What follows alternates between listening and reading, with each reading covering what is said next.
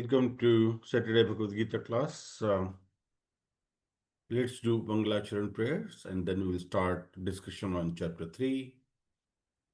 Om Ajnanatimirandhasya Jnananjanashalakaya Chakshur Unmilitam Yena Tasmai Shri Guruve Namaha Shri Shri Chaitanya Chaitanya Manobhishtam Manobhishtam Sthapitam Yena Bhutale Swayam Rupah Kada Mriyam Dadati Swapadantikam Vandeham Shri Guru Shri Yutah Padakamalam Shri Gurun Vaishnavamscha Shri Rupam Sagrajatam Sahagada Raghunathanvitam Tam Sajivam Sadvaitam Savadutam Parijana Sahitam Krishna Chaitanya Devam Shri Radha Krishna Padan Sahagada Lalita Shri Vishakhanvitamscha He Krishna Karuna Sindhu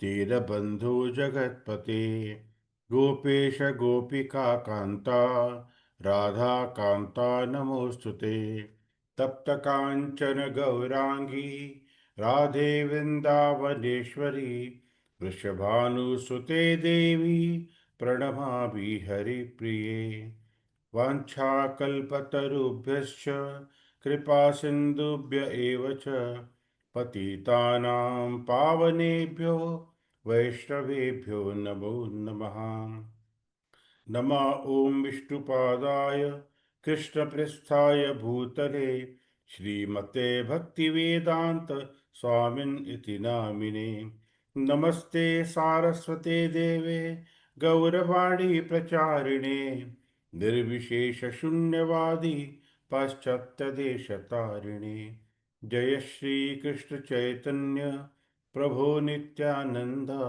Shri Advaita Gadadhar श्रीवासादि गौरभक्तविंद Hare Krishna Krishna Krishna Hare Hare Hare Ram Ram Ram Hare Hare Hare Krishna. So we have discussed so far, and Krishna is asking um, Arjun now that it is better to do karma kanda than to do uh, uh, karma yoga. If you can't do karma yoga, at least do karma kanda. And that's where we left it at 8.11 sorry, 3.11 last time. And now we will go ahead from the 3.12 onwards. So let's chant the verse. Ishtana bhogana hi vo deva इष्टान भोगान् हि वो देवा दास्यन्ते यज्ञ bhavitah दास्यन्ते स्यन्ते यज्ञभाविता तैर्दत्तान् अप्रदेयेभ्यो तैर्दत्तान् तैर्दत्तान् अप्रदयेभ्यो यो भुङ्क्तेस्तेन एव सः यो यो भुङ्क्ते तेन भुङ्क्ते एव सः Translation by Srila Prabhupada ki jai. In charge of the various necessities of life, the demigods being satisfied by the performance of yajna, which is sacrifice, will supply all necessities to you. But he who enjoys such gifts without offering them to the demigods in return is certainly a thief. Read it again. In charge of the various necessities of life, the demigods, being satisfied by the performance of yajna, sacrifice, will supply all necessities to you. But he who enjoys such gifts without offering them to the demigods in return is certainly a thief. So, it's very clear. Ishtana Bhogana, he wo deva. When we give the devatas who are in charge of various departments, and they are actually various desire that we have, necessities, dasyante, we are dasya. They will provide yajna bhavitaha. We will satisfy them by yajna. Taira dattana means those who things that are provided apradaya bhyabhyo. If we do not offer those back to the devatas, yo bhunkte stena evasaha. So Krishna is saying, if you do not participate in the system of cosmic cooperation, then we become thieves. Yo bhunkte stena evasaha. Such people are thieves. Those who take the water supply but do not pay the taxes, they are thieves. So, like that, if we don't satisfy the devatas, then we become the thieves. So, in India or even in Australia, so we get the water bill, and if we don't pay, they will cut the water supply. So we have to pay something in back to even to the devatas. So now if you look at the various Vedic sacrifices, sometimes it seems that devatas are depending on the yajna performed by us. For example, in Srimad Bhagavatam 7th canto, Hiranyakashipu is saying, if we stop all the yajnas, then devatas will starve. And when they starve, they will become weak and we will kill them. And that is how I will become supreme. So are devatas dependent for their needs on human beings? Actually, heavens are far more sumptuous and provided than sumptuously, rich and than the earth. So if we are saying like devatas are dependent on us, it is like saying America is dependent on poor countries like Somalia.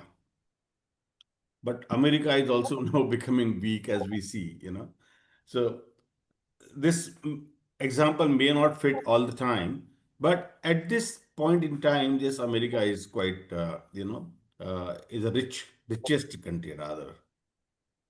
So this is not true. So we can see Krishna stopped Yajna for Indra. And Indra was not starving, but Indra felt dishonored when Yajna was denied. It's not starving problem for Indra. But he had such ego, that he wanted himself to be given certain respect. And if you start doing that, and if you don't, quantify it, then Indra doesn't like it. Indra feels bad, and that's where he gets annoyed. He gets angry, and then he shows his colors. So similarly, in case of Daksha Prajapati, Yajna, so Daksha Prajapati's Yajna is Mother Sati was not disturbed because Lord Shiva will starve, but because respect was not shown to Lord Shiva. That's why she was disturbed. So the point is, it is acknowledgement of authorities. For example, when some guests come, we may offer some garland or do arati. So it is not that these things are necessities or they are necessary for the guest and he will die if he will not get. But this is the way we are giving or paying respect to the guest. And when a worshipable guest comes to our place, we need to respect them. That will purify us. So, like when some sannyasi comes to our house, we do the charan dhuli. Yeah, we do charan dhuli. We nicely wash their feet and then we, wipe them properly, and like the way we do Guru Puja. Yeah, at home. Whenever any Guru Maharaj comes to our house, we always do the charan dhuli, and we wash their feet and give them a very nice asan to sit, and offer them garland, and then we sing Guru Aarti, etc. So we do all these in order to pay him respect, but he does not expect that. If we don't do it, he's not going to feel bad about it. It is the part of the custom that have you been taught about all these mannerism, that whether you are doing it or not doing it. It depends on your shiksha that you have received so far. So if we are not respecting, then ultimately it will be disrespect to Supreme Lord, because they are all the uh, messengers of the Lord. So Krishna told Vrajavasis to stop yajna, not because he wanted to disrupt the system, but he wanted to check Indra's pride. And Devatas should take respect on behalf of the Supreme Lord, not that they think that they are the Supreme. So because Indra was temporarily thinking he is all in all, so Krishna curbed his pride. But Krishna did disrupt system of yajna, as we can see here. So also he wanted Yudhishthira Maharaj to perform yajna. Yudhishthira Maharaj did Ashwamedha yajna. Not because to show that, oh, I am the supreme, here, supreme king of the entire world. He wanted to show that, yes, we all come under one same, under one single umbrella, so that we can live in harmony. And Arjuna, who is called Dhananjaya, he received money from everywhere, wherever the Ashwa went, all over the globe. So this is the way he got Dhananjaya name. So the main point is that Yudhishthira didn't want to show his supremacy over others. He wanted to show that we all should come under one single umbrella and should be living in harmony uh, uh, and worship the Supreme Lord in unison. So then such a person is not a thief. But the person who is trying to enjoy separate from the yajna system, then yo bhukte stena evasaha. Such a person is a thief. This is what we need to understand. So when it is required, when it is not required. And Srila Prabhupada, in his purport, he's talked about the Pancha Mahayajna, 5 different types of yajna performed, which helps people elevate it. Why these yajnas are required? Because these are 5 different ways in which people can perform inevitably bad karma. When we light a fire, that time some living entities are killed. When we walk, some living beings are killed. When we put some pot of water, that time some living beings are killed. So even normal day-to-day activities, some living beings are killed. So the point is we all inevitably commit violence. And if we wanted to avoid karmic consequences, then we have to do this kind of yajna. So of course, Vedic time we do Pancha Mahayajna. In Kali Yuga we do Sankirtan Yajna. Because always the fire sacrifice is not possible for us, because in this yuga it is not that possible to do so. That's why we do Sankirtan Yajna. So even if before we drink water we say Shri Vishnu, Shri Vishnu, Shri Vishnu, or we say Hare Krishna Mahamantra. Even if we are having food in the hotel or restaurant, you know, there is no possibility of offering food to the Lord. But of course, we try and go to a restaurant which is not cooking any non-vegetarian meal. We only go to the restaurant which is only vegetarian. Though the cooks are or chefs are not, with that mentality or with that consciousness, but we make sure that we go to a vegetarian restaurant and we try to receive that food, and then we say Shri Vishnu, Shri Vishnu, Shri Vishnu 3 times. And that is what, the common for all the devotees, that we should be doing this and follow this practice. And then we do, or even Hare Krishna Mahamantra will also do. Yeah. If any question, raise your hands. Otherwise, I'm not going to ask whether you have any question. Yeah. Okay. So moving to the next verse. 3.13 यज्ञ शिष्टासिनाः सन्तो यज्ञशिष्टासिनासन् उच्यन्ते सर्वकिल्बिषैः मुच्यन्ते सर्वकिल्बिषैः भुञ्जते ते त अघं पाप भुञ्जते अधः पापा ये पंचति आत्मकारणात्. ये पचन्ति आत्मकारणात्। Translation by Srila Prabhupada ki jai. The devotees of the Lord are released from all kinds of sins because they eat food which is offered first for sacrifice. Others who prepare food for personal sense enjoyment verily eat only sin. Just remember, because today I want to eat gajar ka halwa, that's why I'm making it. That's what normally we do, isn't it? So we have to start slowly.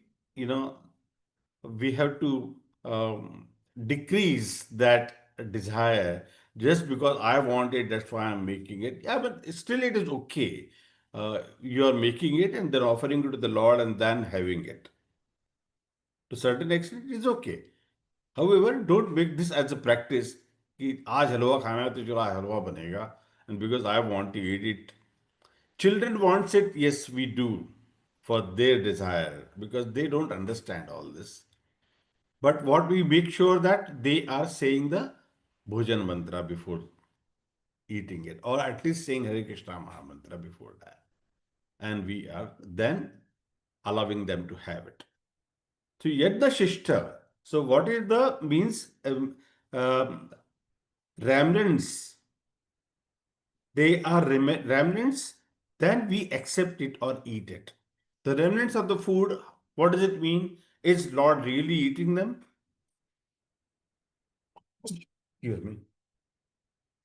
Is Lord really eating them? He can eat just by his glance.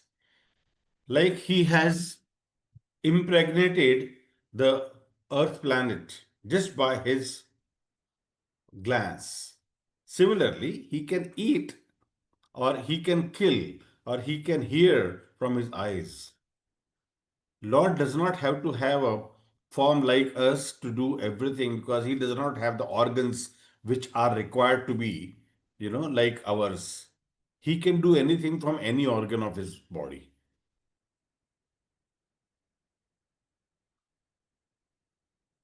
So, Muchante Sarva Kilbishai. Muchante means liberated.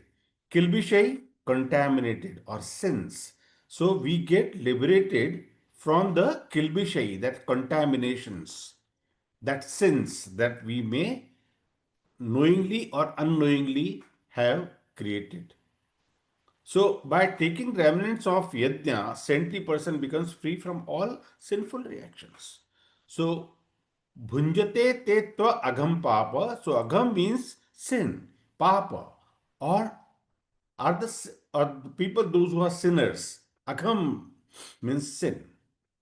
So, who are the sinners? Ye pachanti atma karanat. Those who cook for atma karanat, for their own purposes. So those who try to eat food for their own purposes, they consume sin only. So the point is actually in all cultures, there has been some acknowledgement traditionally that we should offer some kind of prayer or higher being. So Christians may offer, they say, grace they may, Lord. They fold their hands and pray to. So actually, we should serve Supreme Lord. Thank God for providing us food. So, like that, in different religions, there may be different traditions. They may not be that potent as opposed to what we have in the Vedic philosophy, but at least they have some culture of doing so. So there may be different ways of acknowledging that the food we get is arranged by higher beings. It just doesn't come by our own effort.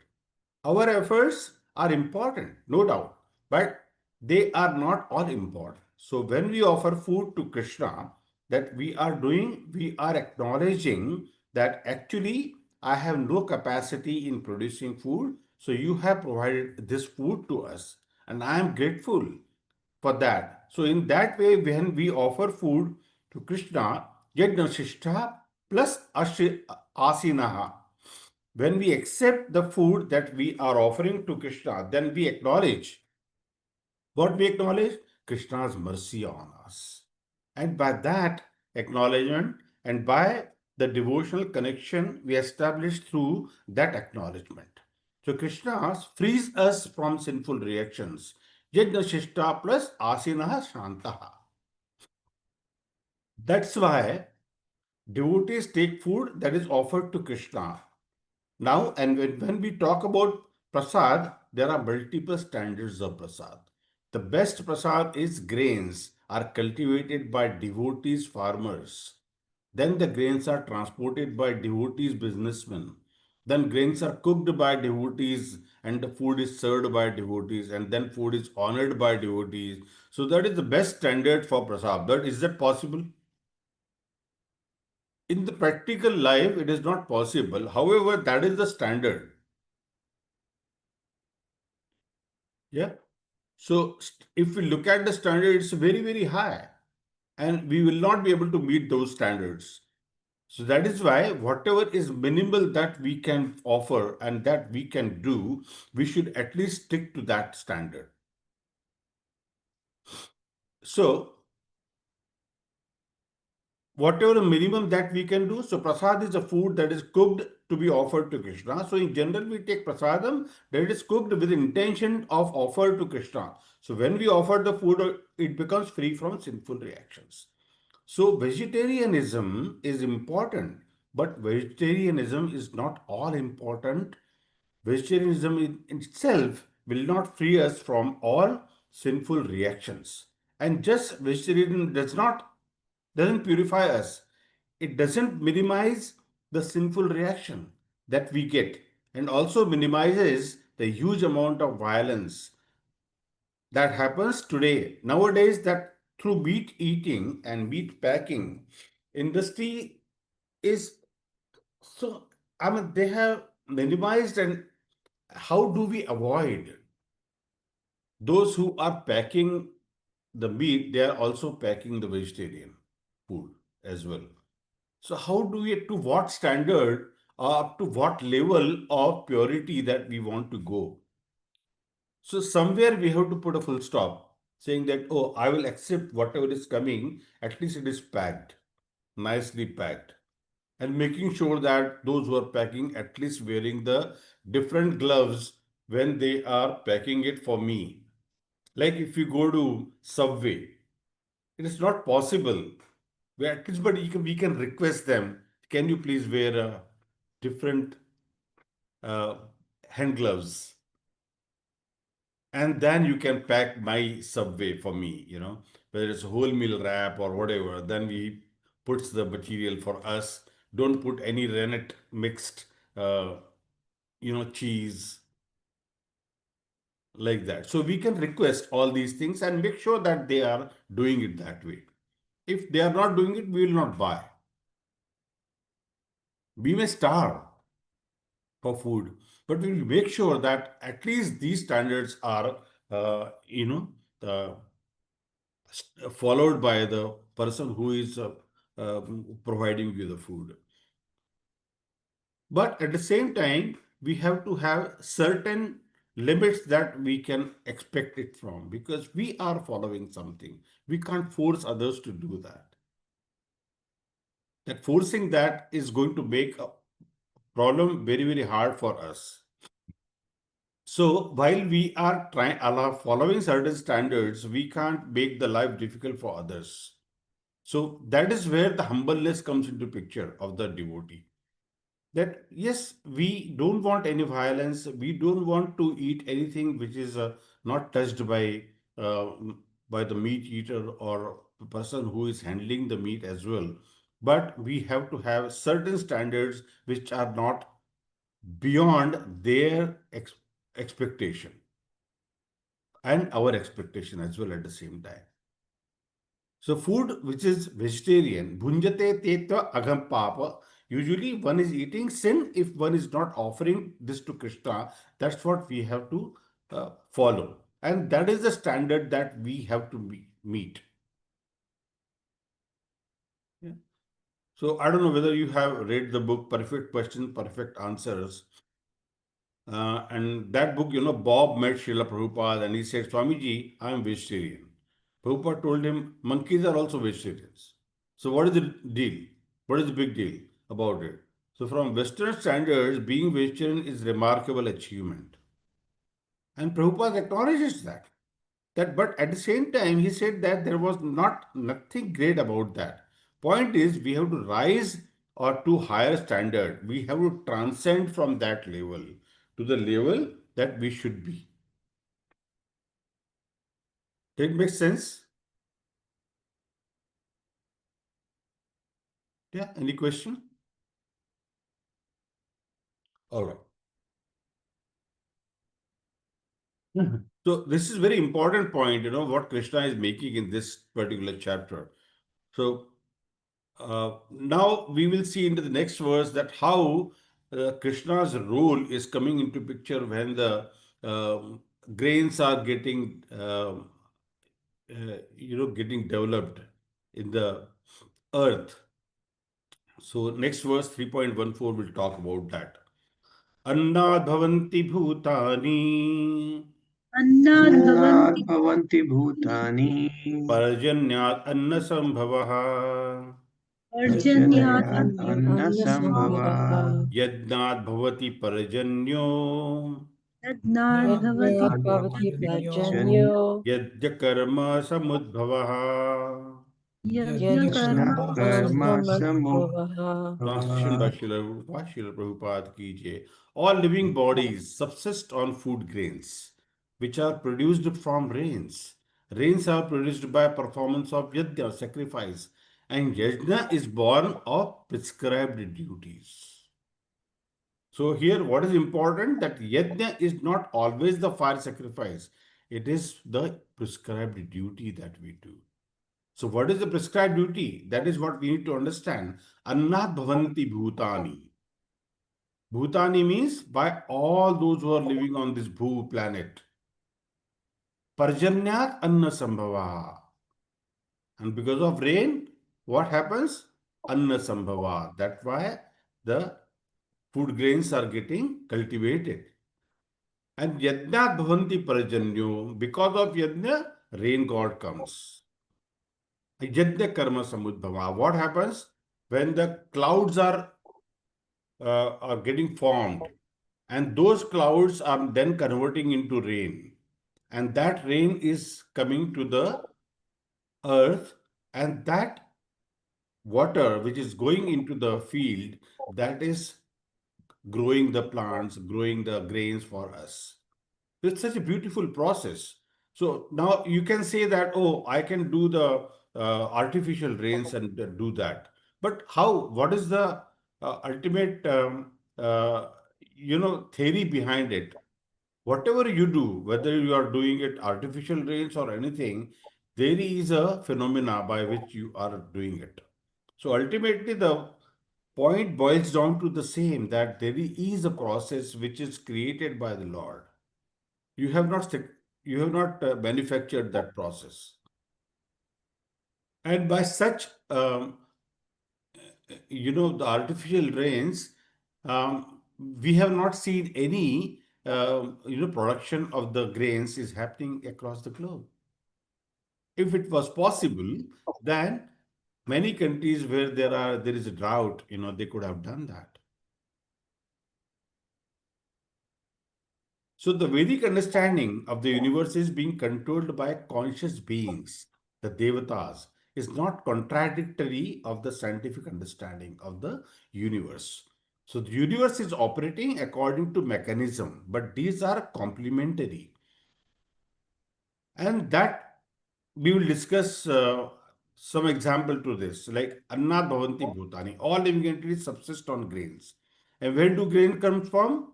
Prajanyat Annasambhava. So grains come from the rains. And Prajanyat is also the name of father of Nanda Maharaj. Parjanyat Annasambhava. So they were dependent on cows, and cows needed grass. So in that sense, this name is related to are natural names.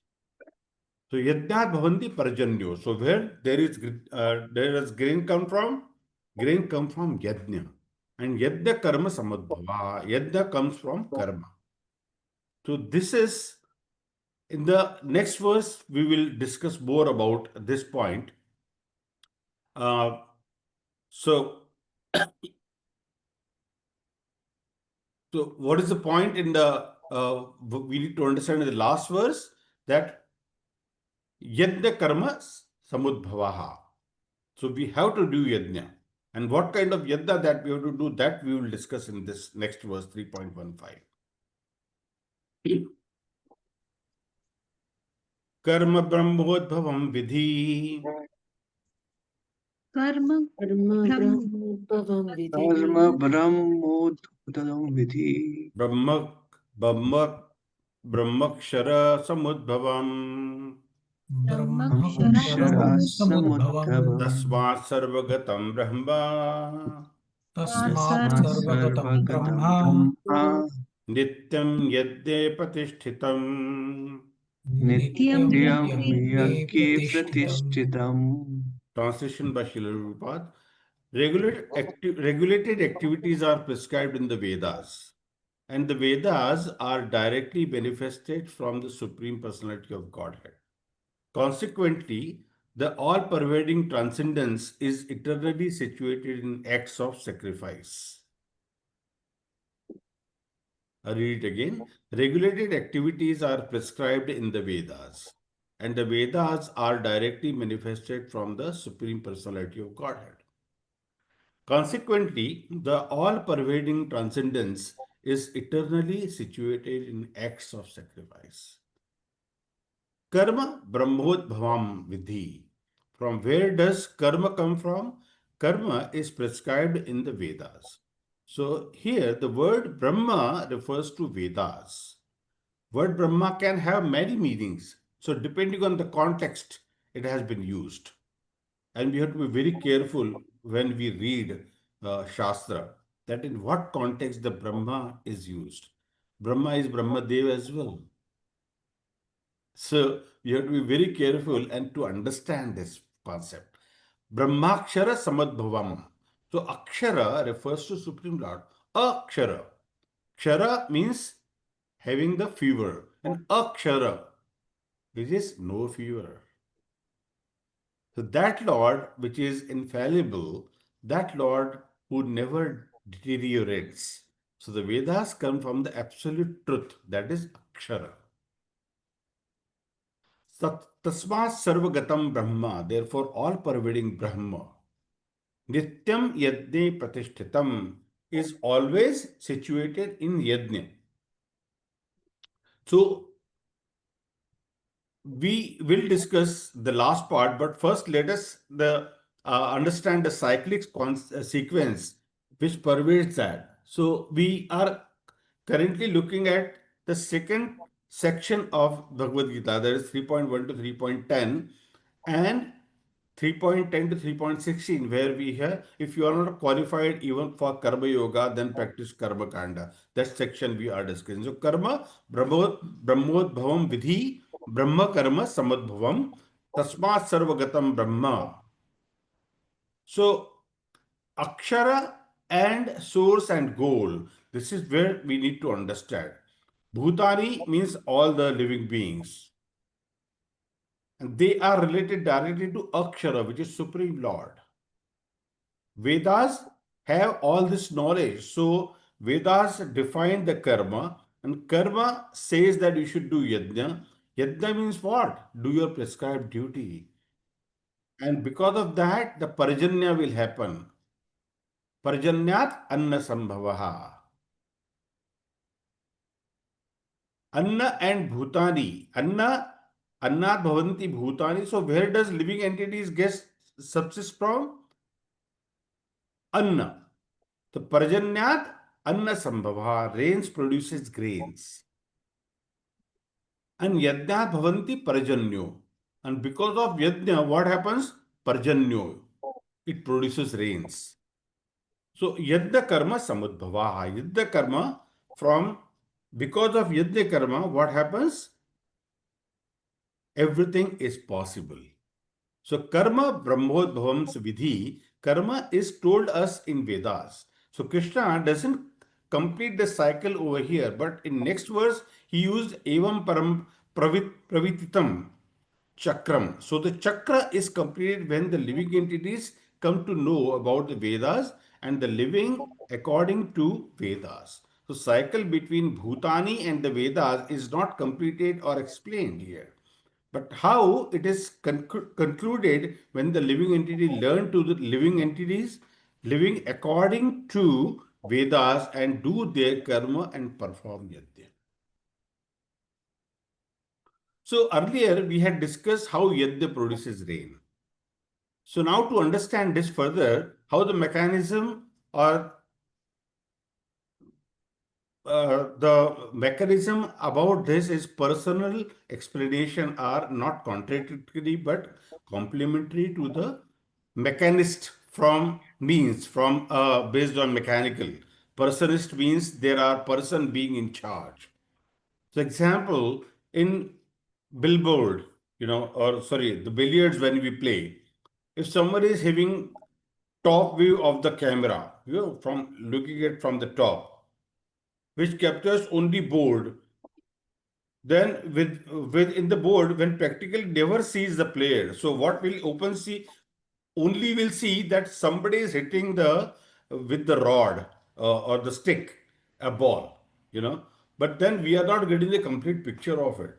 So we only see that, oh, now the rain is coming, now with the all the fields uh, will be cultivated, and now we are going to get the very good grains. There are so many mosquitoes here, and I have to kill them. I'm sorry. Ray, you had a question.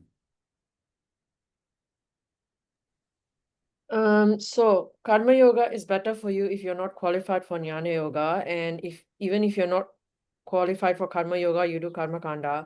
How would you know if you're qualified for karma yoga or not? If you are not doing karma kanda and you Mm. are doing your prescribed duty. See, karma kanda means what? You are doing it everything for your benefit. You are sticking yourself to the practice of Shastra only for your benefit. And you are only worshipping the demigods in order for your fulfilling your wishes. That is karma kanda.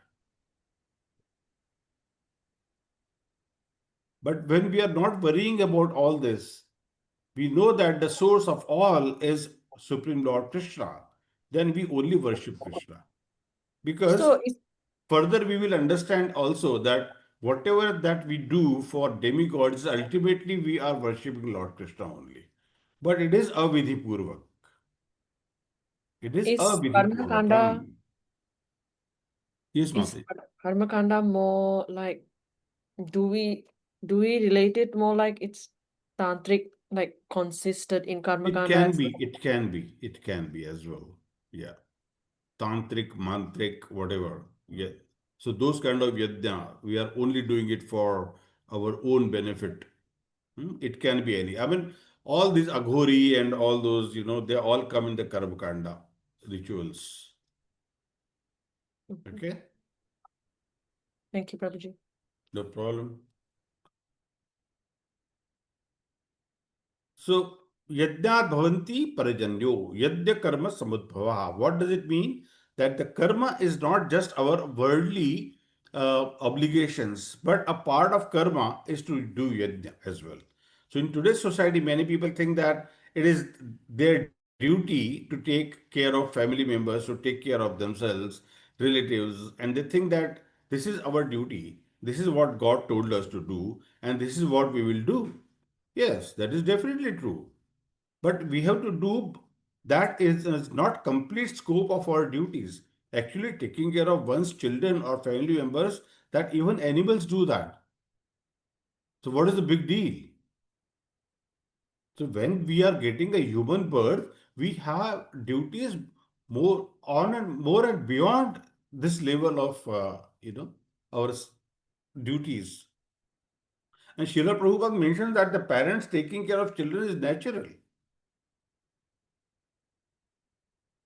Even birds do that. Even dogs do that. So what is so big deal about it? They do it. We also do it. But we have a duty beyond this. You know, if you have become a father, it is your duty to liberate your children, liberate your wife from karma bandhana. Then only you are entitled to be a father or a husband. You are entitled to be a mother only when you are able to help your husband to liberate the children and to herself and helping her in that direction. Helping him in that direction, sorry.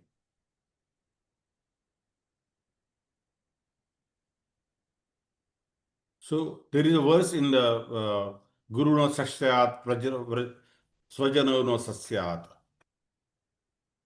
pita no sasyat, swajano no sasyat. So like that. So one who is not entitled to become a guru if he is not able to, uh, you know, liberate his disciples, then only he is fit to be a guru. So guru is not only just initiation दे दिया और चलेगा यहाँ से. Now, guru takes the responsibility of take all your sins and then helps you in getting liberation from this world, take you back to Godhead. That's why the man has a shikha. वो शिखा पकड़ कर लेके जाते हैं ऊपर.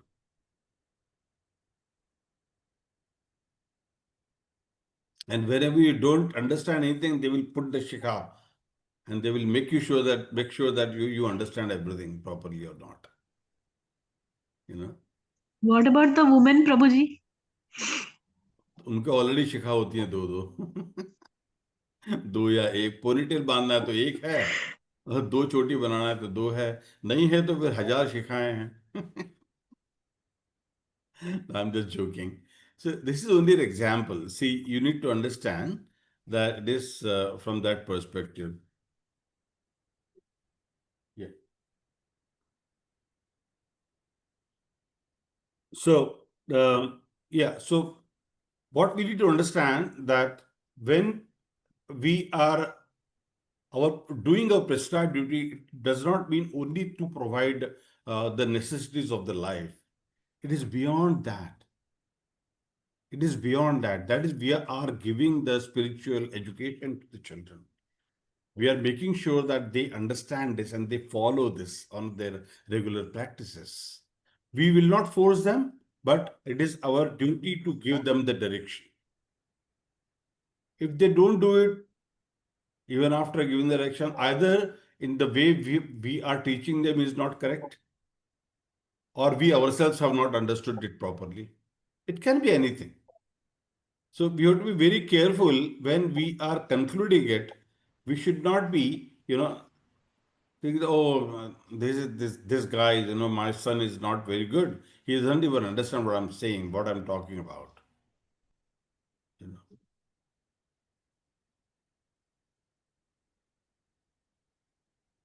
Right? So, what is the time now? 9:27. I still got 3 minutes. We can do one more verse. Yeah.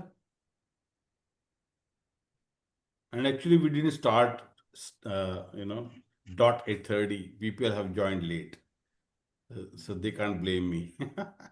I'm saving myself. Now, Krishna will talk about, what will happen if we do not follow this cosmic cycle. We talked about Annat Bhavanti Bhutani Parjanyat Anna Sambhava. So that is a cosmic cycle. Now, what happens when we don't follow this cosmic cycle? Come. Evam paravartitam chakram Evam pravartitam pravartitam chakram nanu vartayati hatiha nanu vartayatiha aghayur indriyaramo अधायुरिन्द्रियारामः मोघम Partha स जीवति. मोघं मोघं पार्थ स पार्थ स जीवति. Translation by Srila Prabhupada. My dear Arjun, one who does not follow in human life the cycle of sacrifice, thus established by the Vedas, certainly leads a life full of sins. Living only for the satisfaction of the senses, such a person lives in vain. Repeat again. My dear Arjun, one who does not follow in human life the cycle of sacrifice, thus established by the Vedas, certainly leads a life full of sin. Living only for the satisfaction of the senses, such a person lives in vain. Okay. So, evam paravartitam. Pravartitam means establishing to the cycle of the chakra that is established by the Vedas. Nanu varta yaha titha yaha. Nan anuvartitaha means anuvartiyati means that which is followed or adopted. Na plus anuvartayati means not following. So that person who does not follow this, that person is aghayur. That person's life is full of agha, means sin. Yeah. Indriya Ramo. And what is that person's doing? He is trying to delight the senses. He is only enjoying the senses. Indriya Ramo. His indriyas are getting satisfied by what he is doing. So he is only indulged into, in satisfying his own indriya. And what keeps to such person? Mogham pathasa jivati. So mogha is waste. And that word will again come in Bhagavad Gita on several occasions. In the ninth chapter it will come. So waste is such a person whose life goes in vain. So one who does not follow cycle, that person's life filled with sins. Sense gratification, he is in vain. So one who is only in sense gratification, he does not care about what is the sacrifice, what is the yajna, what is this, what is that. I mean, all these good things he doesn't even care about because he does not want to follow Vedas or he doesn't even know what the Veda is all about. And some people are saying, oh, देखेंगे यार बुढ़ापे में पढ़ेंगे अभी तो now let me enjoy my life. So for such people, we can't do much about it. Don't have to break our head for such people. Only talk to the people who can understand this philosophy and want to understand the philosophy. So people generally have a definition of sin that is relative. For example, there is a sin and there is a crime. So crime is that which is considered to be legally wrong as per the book of law or as per the law of the land. And sin is one which is considered to be religiously wrong. So now do you understand the difference between the two? Sin is which is religiously wrong and crime is which is considered to be legally wrong as per the law of the land. So when the scriptures are governing guide to the state, then crime and sin are the same. But that is not happening. Nobody is following the Veda. So when the scriptures are the governing guide, so then only we are following the Vedas. And in that case, the crime and sin will become same. Because the government will act according to the scriptures in that case.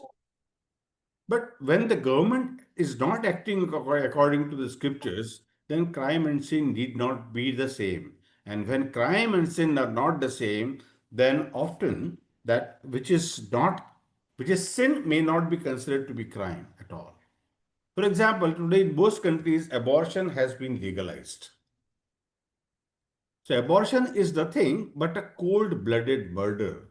And the tragedy is that there is a systematic program of disinformation or misinformation, which means it's not giving proper information by which people will come to know that the whole process of abortion is a process of killing a child. So many times, those who want to abort, they want to abort a child or abort, whatever there in the womb. When they are shown a picture using sonography, how the child is in the womb and how the child is, and when the child is killed, they often change their mind. No, I cannot kill this. This is my child. But some people, those who even after doing that is not able to understand, then they are the real, sinners. So actually speaking, it is a sin, it is a gravest sin, but unfortunately, as per today's law, it is not considered as a sin at all.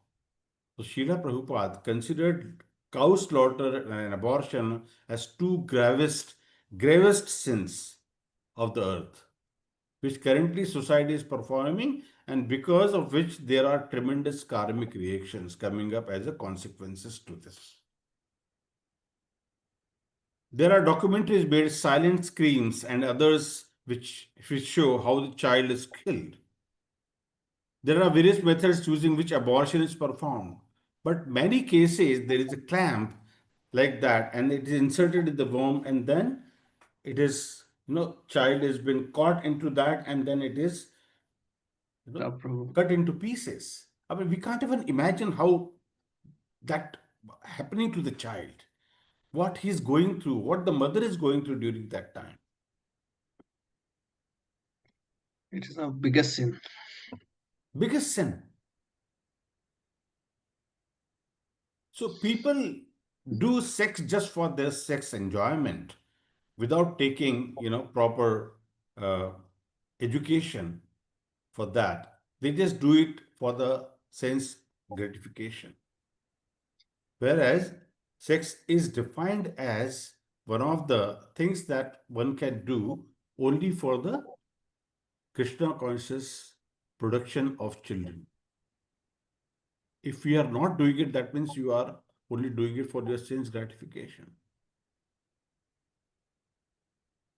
And as per the Vedas, the husband and wife both should chant the number of rounds and then do perform into these activities. Some people say, oh, if we chant, then we will not be in the mood of doing it.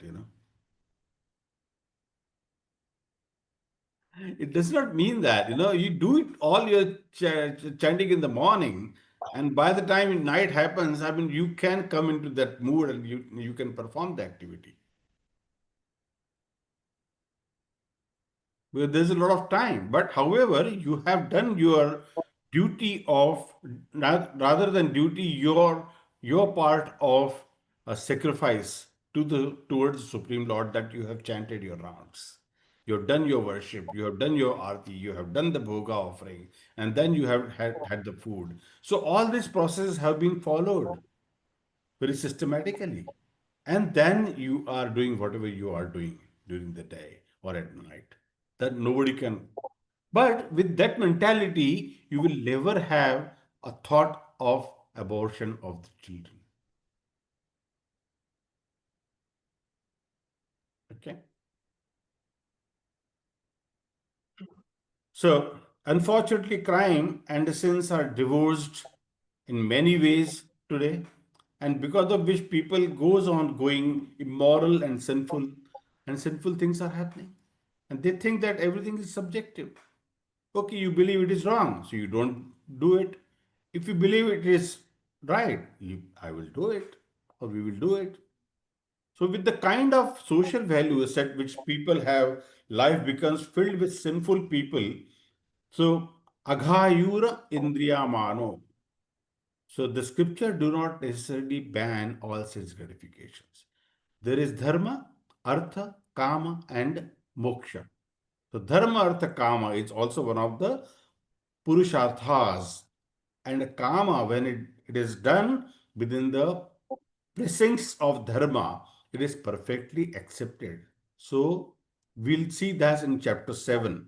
And when Krishna, I say, Krishna says that I am kama, which is not contradictory to dharma. He is dharma as well. So the point is, Krishna is saying aghayura indriya ramo. So when people engage themselves in sense gratification without considering the scriptures, without considering the higher laws, then that is aghayura. That makes their life filled with sins. And aghayura indriya rama. So today people neglect scriptures, they neglect yajna, they neglect their performance towards duties of the God. And then they seek enjoyment, and then what happens? We all see. They are only doing indriya rama. As we see in previous verses, Krishna has used whatever is our need, we will be provided by nature. If we see demigod, it is not that they have to live all ascetics. Indra Indra have apsaras in his court and he can have sense gratification, and asuras also want sense gratification. But the difference is devatas seek gratification while following laws of absolute truth and the guidelines of the Supreme Lord. Whereas the asuras defies those guidelines and seek enjoyment thereof. So therefore there is a radical difference between the two. So that is a conformity with man's laws, but by elevating human understanding so that it is harmonized with the divine revelation. So here Krishna is saying if one seeks enjoyment in their ramo without understanding and harmonizing the will of the Lord, without doing yajna, then aghayura, then the person engages in sinful activities, and what is that? What is the result of that? Mogham partha sa jivati. The whole life is mogha, means it goes waste.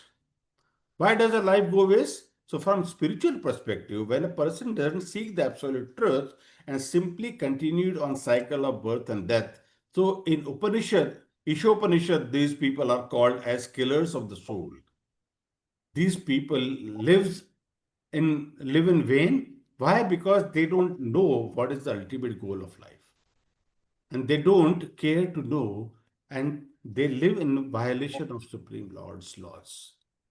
And Prabhupada's purport is also, very clearly states that the yajna system is planned in such a way that sensory conscious person may satisfy their desires without becoming entangled in the reaction of sense gratificatory work. So that means when there is dharma, artha, and then kama, one doesn't get entangled so much gradually, and then gradually one will become elevated from that material level to the spiritual level, and then he will understand the meaning of the yajna and will work in that direction in unison as per the laws of the dharma. I think we will stop today here. I don't see anybody has any question.